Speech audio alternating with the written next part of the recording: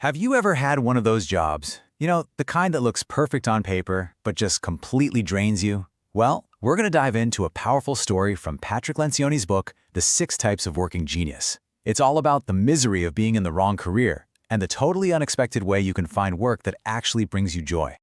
This is really the core question, isn't it? It's what this entire journey is all about. Because, look, we're all looking for more than just a paycheck. We want to find work that makes us feel alive, that energizes us instead of wearing us out. So let's get into the story. It all starts with a whole series of jobs that just didn't work. And this wasn't just one bad gig. It was a clear pattern, a history of being in the wrong place at the wrong time. And here's what that pattern looked like. It was basically a highlight reel of jobs that were a terrible fit. From ducking into foxholes at a shooting range to sweating it out in an insulation truck. And then a bunch of jobs in banking. Each one seemed like a step up the ladder, but it turns out the ladder was leaning against the completely wrong wall. Think about this. As a bank teller, he could never get his cash drawer to balance. You know, the main part of the job. But where he really shined was in making people laugh. He actually sent a ketchup bottle through one of those pneumatic tubes just to get a smile. It was a huge sign that his real, natural talents were just not being used. And right in the middle of this frustrating job, he got a piece of advice that would kind of haunt him for years.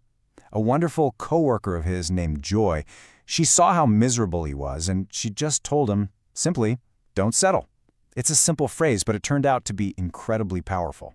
So after college, he finally lands it, what everyone thought was the perfect job, investment banker. The title sounded great, the pay was fantastic, the office was impressive, all his friends were jealous. But what was the reality? He was absolutely, completely miserable. It's such a tough lesson that all those external signs of success mean absolutely nothing if the work itself is crushing you. And this kind of mismatch, it wasn't just a small annoyance, it really started to take a serious emotional toll. And that led to a feeling that I think many of us know all too well. Yep, the Sunday blues. You know that feeling, right?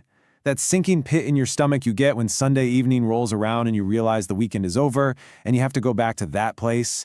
It is the clearest symptom that something is really, really wrong with your work life. But here's the thing. For him, it got even worse. The dread wasn't just a Sunday night problem anymore. It started creeping into his Saturday nights, basically poisoning his entire weekend. This wasn't just a job he didn't like. This was work that was actively draining the joy out of his entire life. Now, when you feel that lost, you start to get desperate. But you know, sometimes that desperation is exactly what you need to finally see an opportunity that you would have completely missed otherwise. He says he felt no closer to finding work he enjoyed and was actually starting to slide into a mild depression.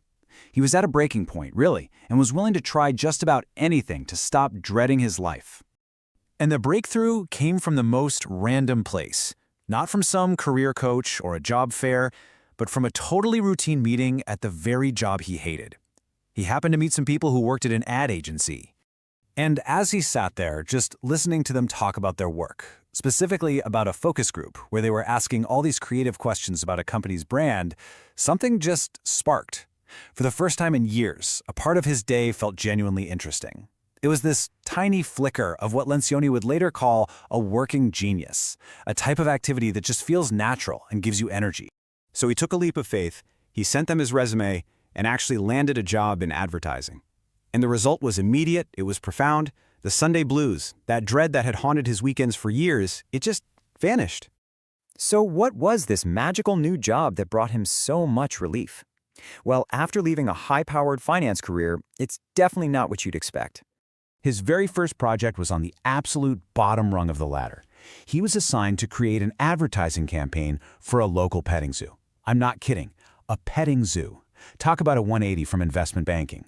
And this is the whole point right here. On one hand, you have this prestigious, high-paying job that was a source of misery because it used none of his natural gifts. And on the other, you have this seemingly ridiculous, low-status assignment that let his creativity and intuition just run wild. And he loved it. He loved it more than any work he had ever done. It just proves that the type of work you do, not the status that comes with it, is the real key to finding joy.